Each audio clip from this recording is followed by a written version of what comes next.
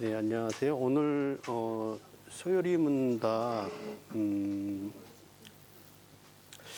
저번 주에 녹음이 안 돼가지고 오늘 녹화를 해놓고 그리고 유튜브에 나중에 이거를 올리도록 하겠습니다.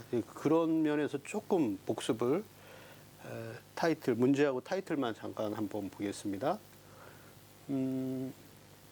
먼저 96문, 97문이 되겠는데요.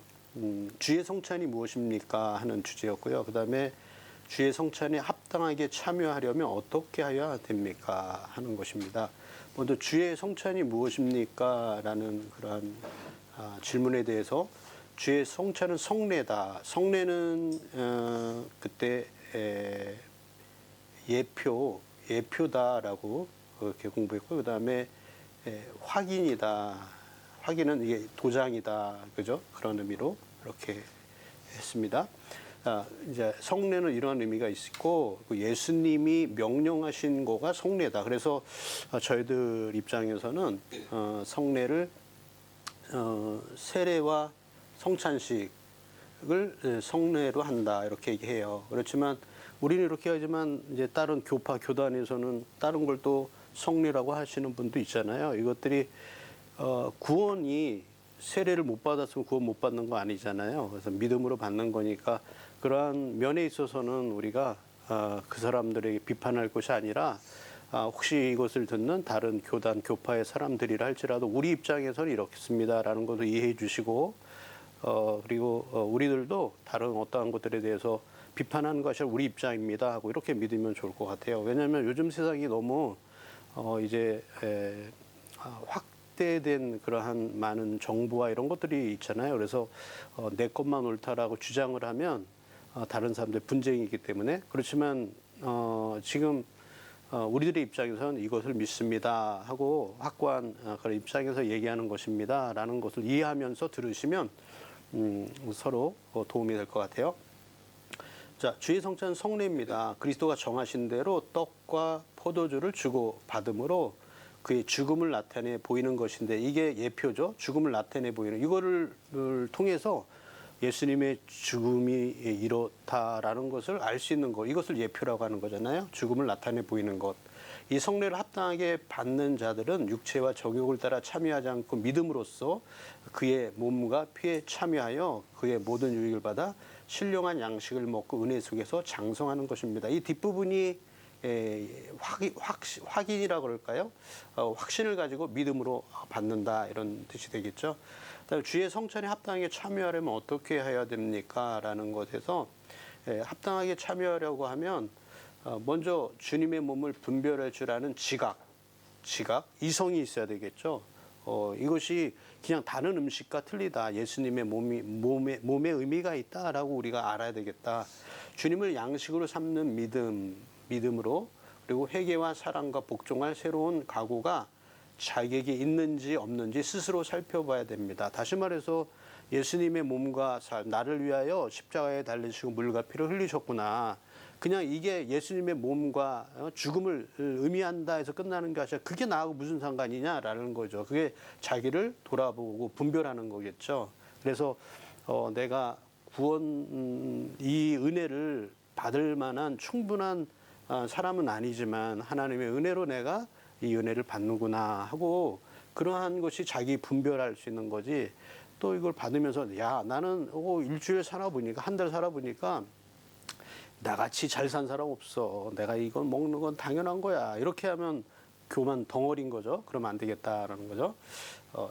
혹 부당하게 참여하여 자기에게 돌아올 정죄를 먹고 마실까 하는 우려. 자, 자기들에게 돌아올 정죄라는 건 바로 교만으로 하나님의 예수님의 보혈의 의지하여 우리가 구원을 받는다라는 것이 아니라 아까 얘기한 것처럼 내 의로 말미암아 내가 바른 행위로 말미암아 의롭다움을 일컬음을 받는다라고 이렇게 생각하고 이걸 받으면 그게 이제 오히려 주님께서 죄 없다 하지 아니하시는 거기 때문에 정죄가 된다 이런 말이죠. 그래서 나의 모습을 돌아보고 내가 받을 만한 충분한 그런 존재는 아니지만 하나님의 은혜로 말미암아 죄 사함을 받고 감사함으로 이것을 참여합니다라고 그렇게 참여해야 됩니다라는 거죠. 자, 이런 것에 대해서 이제 성찬에 대해서 성경에 4번 언급돼 있는 그 예가 있고요. 그러한 성경에서 말하는 그러한 예로 이것을 진행하는 것이 좋지 않느냐. 물론 다른 교단 교파도 이게 성경에서 이렇게 얘기한다라고 주장하실지 모르지만 우리 입장에서는 이게 기념하는 것이다. 이럴 때 다른 교단에서 보면 어떤 교단에서 화채설이라 그래서 완전히 물질이 변화된다. 물이 변해 포도가 된 역사가 있는 것처럼 이 자체가 예수님의 피다라고 이렇게 변한다라고 피를 먹는 거다 이렇게 얘기하는 거죠. 또 하나는 동체설이라 그래서요.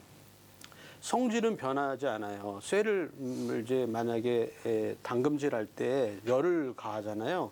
그러면 이 쇠의 성질은 변하지 않고 가지만 뜨겁게 달구어진 쇠는 색깔이 변할 수 있고 그다음에 열이 뜨거워지는 쇠가 된 거죠. 그것처럼 우리의 몸은 성찬의 그 모습은 빵과 포도주가 변하지 않지만 그 안에 예수님이 담겨져 있다. 그러니까 예수님이 실제로 그 피와 몸이 그 속에 있다라고 이렇게 믿고 이 동치설은 이 물질과 동일하게 있다라고 이렇게 얘기하는 것을 동치설이다 이렇게 간단하게 얘기할 수 있겠어요. 자, 이제 문제를 대략 이러한 좀 거에 있어서 문제를 한번 살펴보면서 한번 얘기하겠습니다. 자, 화채설이란 무엇인가 할 때 다시 한번 또 얘기해 드릴까요? 화채설이란 무엇일까요? 자, 우리 이몽룡 집사님, 화채설이 뭐죠? 지금 얘기한 걸지 모르겠지만 반복될지 모르겠지만 소리가 안 들려요. 소리가 안 들려요.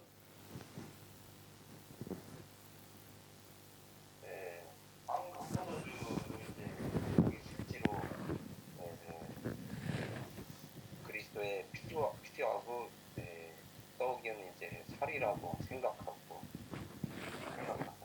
예, 지금 말씀하신 대로 그리스도의 몸과 피다 실제로 그렇게 됐다라고 해요. 자, 누가 이것을 가르칩니까?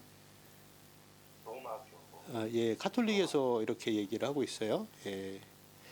자, 그다음에 자, 동체설이라는 거. 자, 김정아 입사님 동체설이란 무슨 뜻인가요? 동체설은 웨초교회에서 주장하는 거고,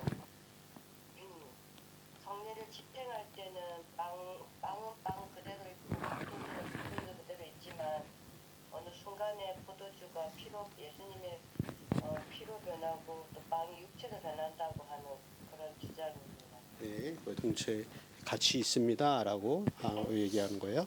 자, 그렇다면 요한복음 2장 1절에서 11절에 기록된 참된 화채와 로마교회 주장하는 화채설과의 차이는 무엇인가? 자, 요한복음 2장 어떤 내용이 기록되어 있죠?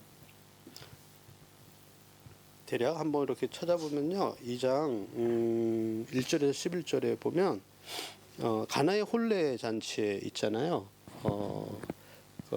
자, 이쪽으로 여기 넘어가세요.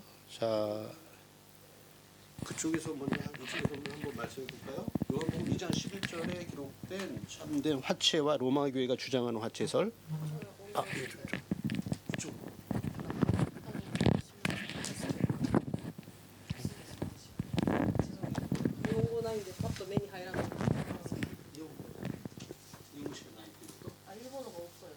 일본어가 2장 11절? 요한복음 2장 1절에서 11절까지는 1장에서 11. 가나의 혼인잔치에 하고 있어요. 차이. 여기서는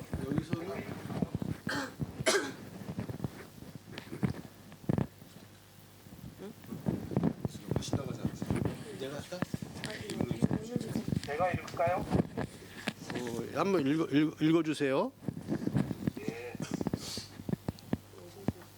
요한복음 2장 1절에서 11절.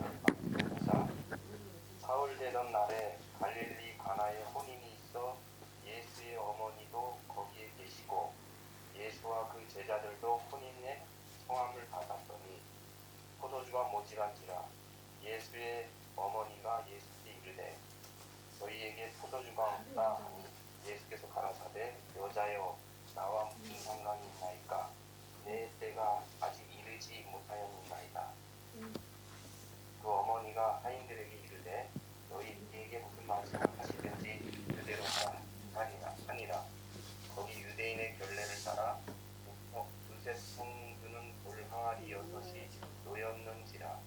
예수께서 저희에게 이르시되 항아리에 물을 채우라. 신즉 아구까지 채우니 이제는 떠서 연회장에게 갖다 주라 하심에 갖다 주었더니 연회장은 물로 된 포도주를 맛보고 어디서 났는지 알지 못하되 물떠온 하인들은 알았다. 연회장이 출발 불러 말하되 사람마다 먼저 좋은 포도주를 내고 취한 후에 낮은 것을 내거늘 그대는 지금까지 좋은 포도주를 부었다 하니라. 예수께서 이 처음 표적을 갈릴리 가나에서 행하여 그 영광을 나타내시매 제자들이 그를 믿으니라. 아멘. 예, 감사합니다. 예, 여기서 참된 화채라는 것은 오늘 여기서 가나의 혼인잔치에서 말하는 것이 이것이 참된 화채다라는 거예요. 뭐냐면 변했다라는 거죠. 그 물질 그 자체가 변했다. 물이 포도주로 변했다. 이것이 성경에도 이렇게 화채가 된 역사가 그렇게 기록이 되어 있단 말이에요. 물이 변해서 포도주가 됐다. 그런데 로마 교회가 주장하는 화채설의 차이는 무엇일까? 이것과 지금 성경에도 이런 기사는 있는데 그렇다면 로마 교회에서 말하는 요거 차이는 무엇일까요? 한번 생각해 보실까요? 누가 말씀하실 분 계실까요?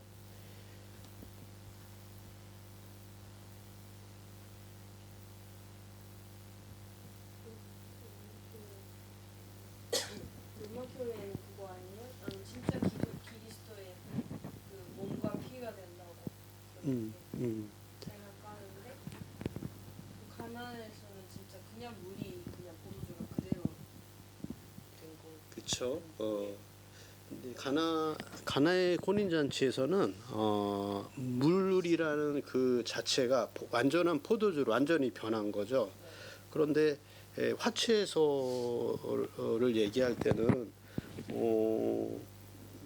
보이지 않는 본질만 변한다라고 얘기해요.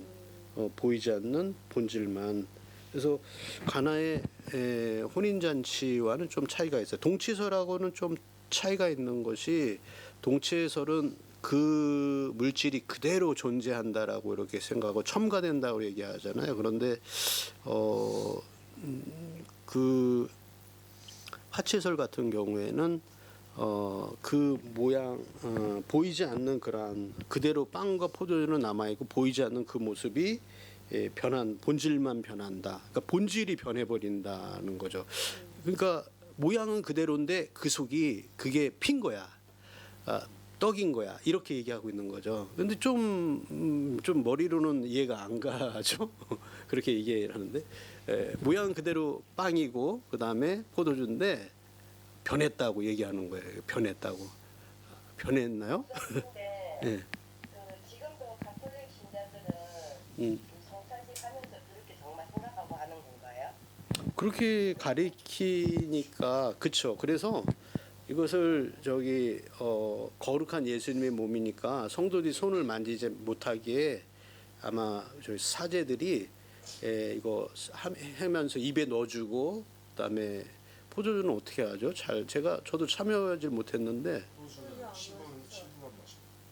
신부만 마셔요? 신부만. 성도들은 안 마시고. 오, 신부만 대표로 마시나 봐.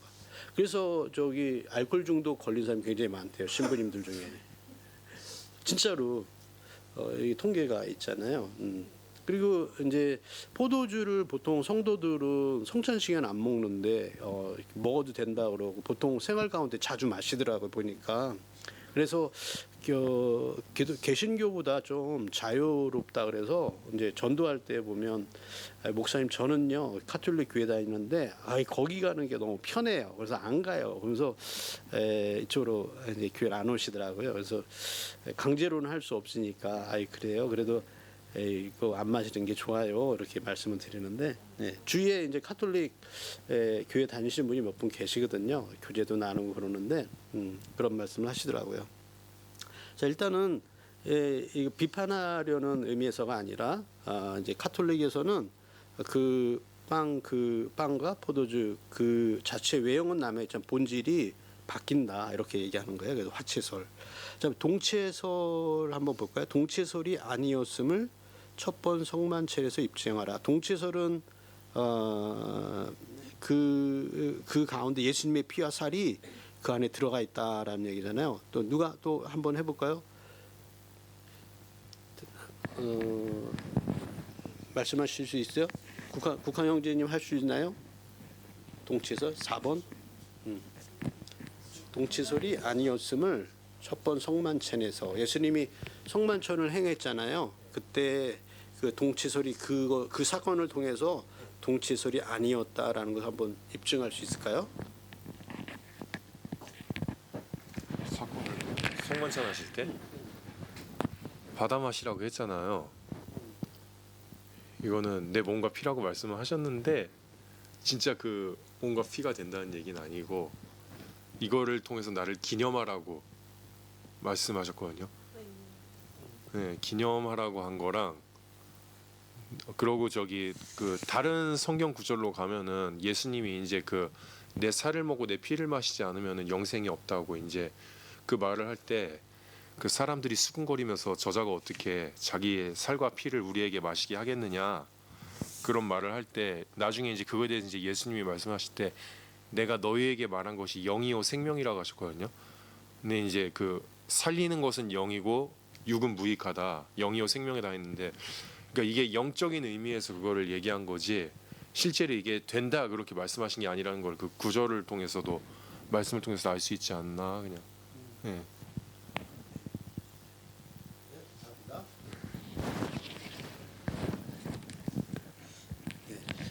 이제 5번 문제하고 이제 또 같이 설명해 준 경우라고 생각하는데 먼저 동체설이 아니었을 성만천에서 입증하라 할 때는요. 자, 예수님께서 그 당시에 그 자리에 있으셨어요. 그리고 이것은 내 몸이니 하면서 주셨고 내 피니 하면서 주셨단 말이에요. 그렇지만 실제로 제자들이 먹은 빵과 포도주지 예수님의 피를 마시고 예수님의 살을 거기서 뜯어먹은 게 아니란 말이에요. 그죠? 물리적으로 생각할 때 그 자리에 있었을 때 그래서 그렇게 얘기했어요.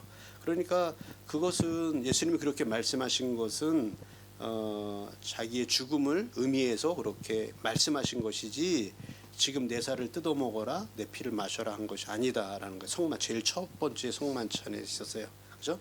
예, 첫 번째의 성만찬의 그 분위기를 한번 생각해 볼 때 그렇고 이 두 견해라는 것은 화치설과 5번 문제예요.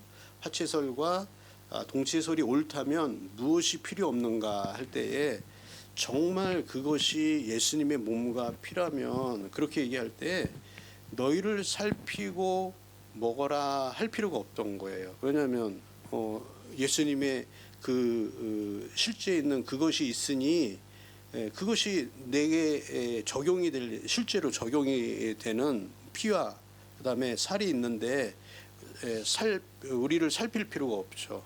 그죠? 그 실제가 있으니까. 그래서 그런 면에 있어서 우리 이제 고린도전서 11장 28절에 보면 자신을 살피고 합당하게 참여하라 이런 것은 이 두 견해처럼 실제로 그 모습이 아니라 이 의미로 내가 그것을 받는데 합당하는가 합당하지 않은가를 살펴본 그런 면에 있어서 좀 견해가 틀리지 않나 이렇게 말할 수 있습니다. 자, 6번 문제로 넘어가요. 6번 여경이 권사님 계신데 저기 패스권도 있으니까 6번 자신이 무가치하다는 말은 무엇에 있어서 그러한가? 자신이 무가치하다는 말은 무엇에 있어서 그러한가라는 것. 이 본문을 읽지 않으면 이게 무슨 말인가 이렇게 생각이 든단 말이에요. 자 무슨 말인지 패스? 예, 그러면 제가 또 한번 좀 설명을 드리면 혹시 다른 분이 설명해 주실 수 있을까요? 혹시? 손 한번 들어보세요. 없나요? 자신이 무가치하다는 것은 아까 두 견해를 옳다면 무엇이 필요 없는가 할 때 무엇이 필요 없죠? 만약 이것이 옳다면 자신을 돌아보는 거, 그죠? 살피는 거. 자신을 살피는 거 필요 없다라는 거예요. 자, 자신을 살피는 거라는 의미가 이거를 우리가 잘 가르치지 않으면 이제 성찬에 참여하는 사람들한테 잘 가르치지 않으면 오해할 수가 있어요. 아, 내가 일주일 살아봤는데 말이야, 내가 실수해가지고 이거 마음에 걸려. 내가 거짓말했어. 내가 이 성찬만데 내가 죄 있으니까 이거 못 먹겠어. 하면은 그게 자기가 살피는 걸까요? 근데 자기 자신을 살핀다는 것은 그렇게 해석하는 사람도 있단 말. 그렇게 이해해 버리는 사람이 있어요. 모르고서. 근데 여기서 자신이 살피는 건 뭐냐면 그 어떤 사람도 주님 앞에 나와서 내가 그 율법을 다 행했사오니 더 필요한 것이 무엇이겠습니까라고 할 수 있는 사람이 있다 없다? 없다. 모든 사람은 죄를 범하였음에 하나님의 영광에 이르지 못하였나니 이렇게 써 있으니 죄 없는 사람이 없다는 거예요. 그래서 자신을 살피는 거라는 것은 다시 한번 말해서 자신이 무가치하단 말이란 그런 뜻이라는 거예요. 그럼 뭐냐면 나는 필요 없는 인간이다 이런 말이 아니라 하나님 앞에 설 때에 내가 하나님 앞에 죄인이기 때문에 내 의로서 가치 있는 것으로서 하나님 앞에 설 수 있는 그런 존재가 아니다. 주님의 은혜가 필요한 존재다라는 의미에서 자신이 무가치하다는 말 그런 뜻이라는 거죠. 여기서 그래서 자신이 무가치하다는 말은 바로 자신을 살필 때에 이렇게 자신이 무가치하다라는 그런 생각을 가지고 그러므로 예수님의 보혈이 필요합니다라는 그런 의미로 이 성찬을 받아야 됩니다라는 거예요. 그러니까 그 안에선 성찬에는 어떤 게 들어있는 거예요? 믿음도 들어있는 거예요. 그죠? 왜냐하면 내 의로는 구원받을 수 없고 오직 예수님의 의로 구원받을 수 있습니다라는 것으로 성찬을 받는 거니까 믿음도 거기에 포함되어 있고 그 다음에 예수님을 기념하는 예수님의 죽음도 포함되어 있고요. 그러니까 이 성찬 가운데 우리가 행위로 예식으로 딱 행하는 거지만 그 안에는 많은 것들이 있는 거죠. 7번째로 넘어갈게요. 자, 7번. 이 성례에 참여할 수 있도록 사람을 자격 있게 만드는 것은 무엇입니까? 지금 어쩌면 설명했는 걸지도 몰라요. 그죠? 이 성례에 참여할 수 있는 자격은 뭐예요? 자, 처음으로 돌아왔어. 김정아 집사님.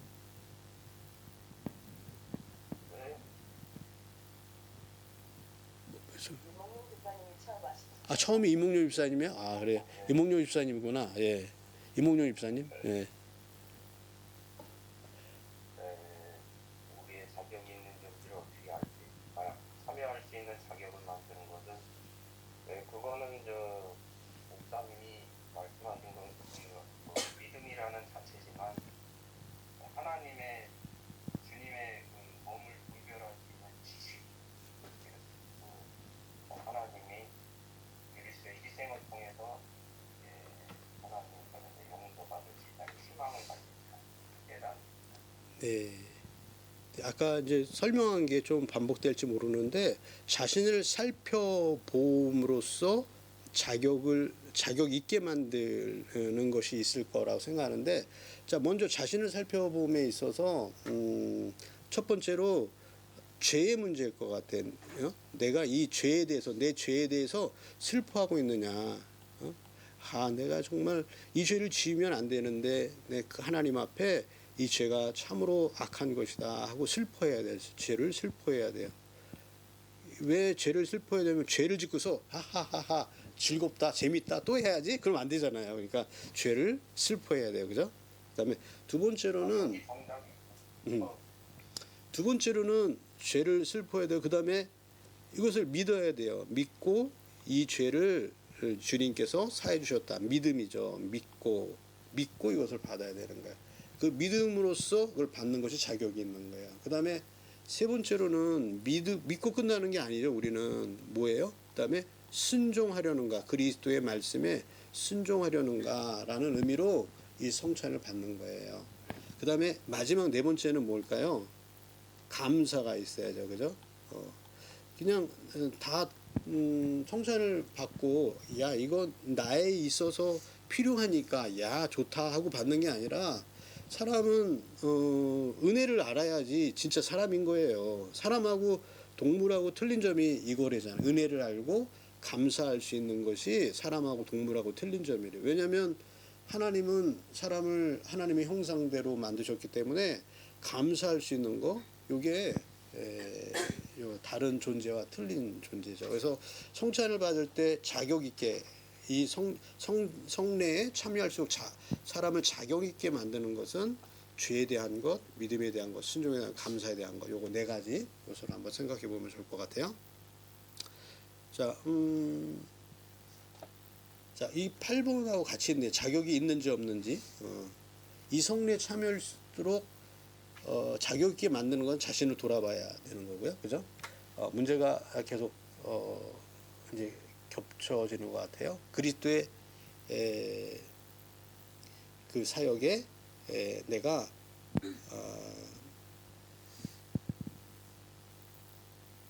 그 받을 수 없는 그 은혜를 하나님으로 받았다라는 것 생각합니다.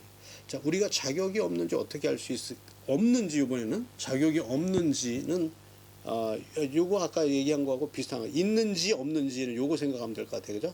네 가지 것. 예. 그다음에 9번 문제 넘어갈게요. 9번 문제로 이 문제가 왜 가끔 그리스도인에게 진지한 문제가 되고 있는가? 왜 진지한 문제가 될까? 이게 참 뭐가 진지하지? 되게 문제가 어렵네.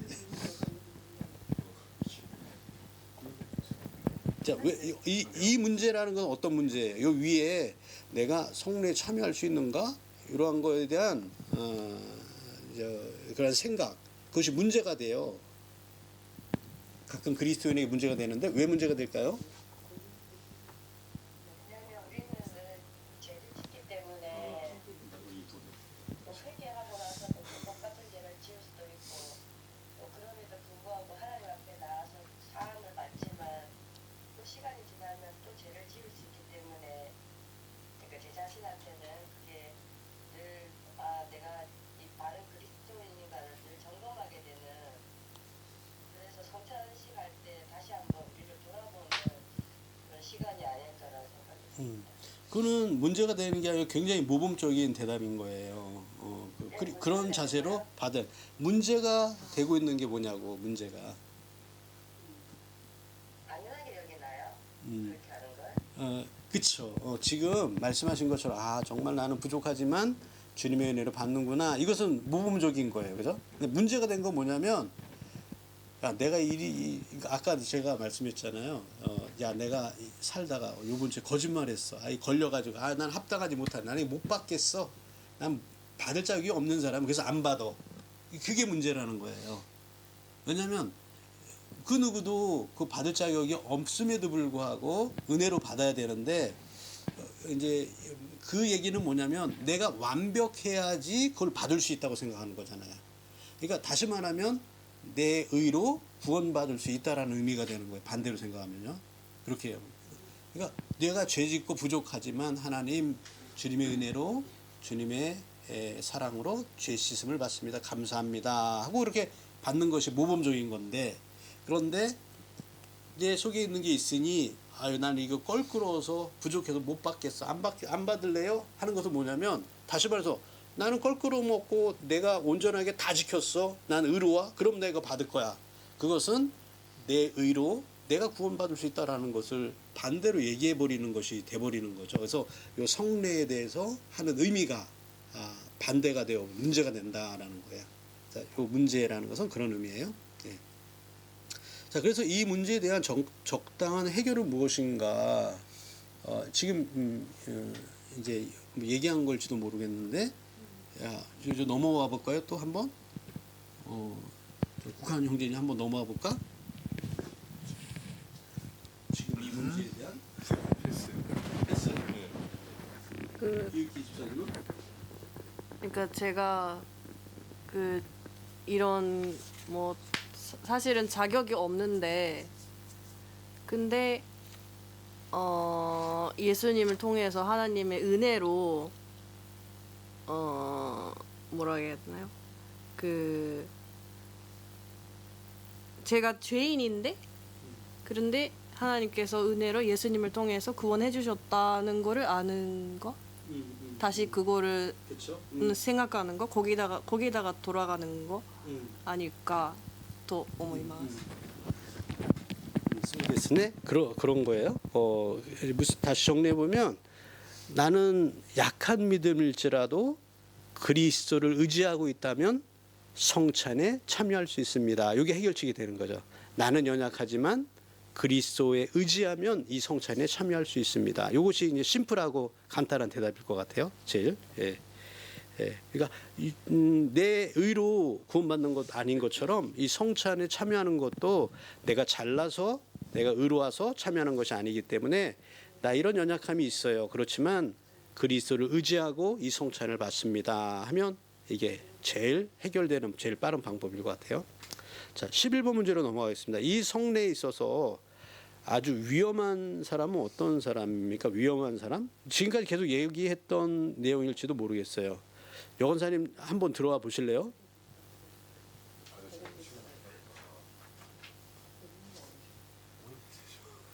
계속 패스하실래요? 제일 위험한 사람은 아무 은혜 없이 그냥 습관적으로 우리 대하는 사람일까요? 그것도 맞네요. 그것도 그렇죠. 이 텍스트는 지적을 하고 있지 않은데 습관적으로, 그렇죠. 습관적으로 의미 없이 습관적으로, 그것도 맞는 말인 것 같아요. 맞아요. 여기는 여기 텍스트는 없지만 맞아요. 그다음에 여기서 텍스트에서 말하고 있는 것은 지금까지 계속 반복된 건데 자신의 죄를 깨닫지 못하고 스스로 의롭다고 생각하는 사람. 제가 어렸을 때 제가 그렇게 생각했어요. 나는 십계명 다 지킨다고 생각했거든요. 막 대표로 막 손도 들고 나는 다 지켰다 막 그렇게. 나중에 얼마나 얼굴이 뜨거웠는지 의미를 알고서 막 뜨끈뜨끈 하더라고요. 자기 의를 의지하면서 하나님의 은혜를 필요하지 않는 사람, 이것이 제일 위험한 거예요.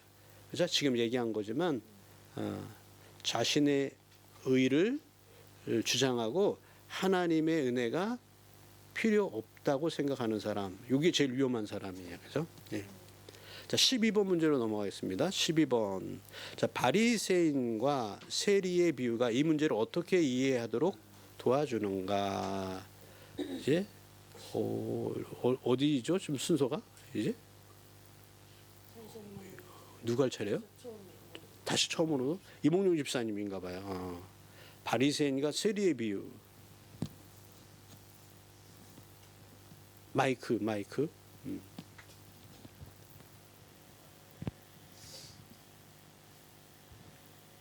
바리새인과 세리의 비유요?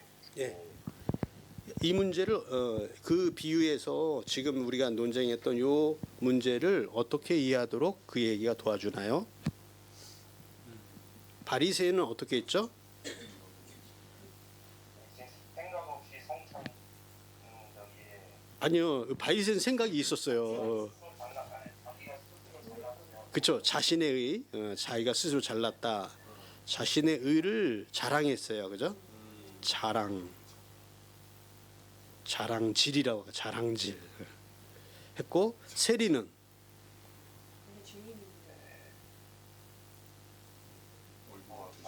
자기가 잘났다는 얘기, 자기가 신분이 높다. 세리는 자신의 죄를 인정했어요. 그죠? 바리새인은 자랑했고, 세리는 나 같은 죄인이 없습니다 하면서 자신의 죄를 인정했잖아요. 그리고 자신의 죄를 인정하고 긍휼히 여겨 주소서 하고 하나님의 자비를 구했어요. 자비. 예. 그래서 성찬에 합당한 사람은 누구겠어요? 바리새인이겠어요? 세리겠어요? 세리가 되겠죠. 그렇죠. 예, 세리가 되겠습니다. 자신의 죄를 인정하고 은혜를 구하는 사람. 이것이 성찬의 바른 참여의 방법입니다 하는 거예요. 자, 그다음에 13번 넘어가겠습니다. 13번. 우리가 성찬을 대할 때 어떤 진지한 생각과 확신을 가져야 합니까? 뭐 계속 반복되는 건지 모르지만 제일 중요하기 때문에 마지막에 계속 반복되는 것 같아요. 예, 김정환 집사님. 우리의 죄를 음. 하나님께 고백하면서 예. 그렇게 구원해 주신 하나님께 감사하면서 또 그리스도를 닮은 삶을 살겠다는 결단까지 하면 네. 그렇죠. 자신의 죄를 고백하는 거 회개라고 우리가 얘기하죠. 이거를 회개하고 그다음에 이것이 오직 무엇으로 구원을 받아요? 예수님의 의로 십자가 아래 은혜로 구원을 받습니다. 이것을 뭐라 그래? 우리는 이것을 믿음이라 그런단 말이에요. 믿음. 그죠? 그다음에 이것에 감사하고 이제 앞으로는 어떻게 할 거예요? 그 은혜에 감사해서 이제는 거룩하게 살 겁니다 하고 결심하는 거죠. 그죠? 거룩한 삶. 이거를 다른 말로 표현하면 이걸 뭐라 그래요? 순종이다. 그런데 순종. 그다음에 이것에 끝나는 게 아니라 사람이 뭘 해야 된다고요? 감사해야 된다고요. 아이고 너무 감사합니다. 예수님의 죽으심을 왜 감사하냐면 예수님이 날 위해서 죽어주셨으니 얼마나 감사합니까 하는 거예요. 정리를 해보면 아까 여기 얘기한 요 얘기가 나오는데요. 여기 먼저 죄에 대해 슬퍼해라, 회개해라 이거죠. 회개. 그다음에 믿어라 하는데 뭘 믿어요? 예수님이 나의 죄를 위해서 십자가에 달려 돌아가셨습니다. 예수님의 죽음. 그다음에 거기서 끝나는 것이 아니라 이제 내가 거룩하게 살겠습니다 하고 순종. 그다음에 거룩히 사는데 내가 왜 이렇게 사냐면 하나님에 너무 감사한 거예요. 나를 위해서 죽으심 너무나 감사합니다. 감사의 삶을 사는 거죠. 요거 이렇게 우리가 성찬을 대할 때 이러한 생각을 가져야 된다. 이러한 생각이 확신이 되어서 성찬에 참여해야 된다.